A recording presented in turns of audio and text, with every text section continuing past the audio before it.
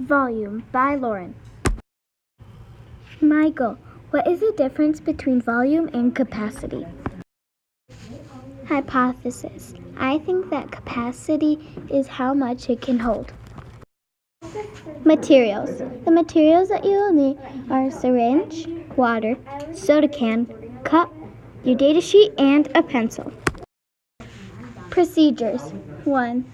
Fill the soda can with water to 355 milliliters. 2. Slowly add more water, 5 milliliters at a time, until it is at capacity.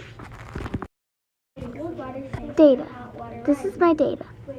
The first time I tried, I got 377 milliliters. The second time I tried, I got 375 milliliters. And the third time, I got 380 milliliters. Conclusion. In this lab, I discovered that it was really hard to keep track of our numbers.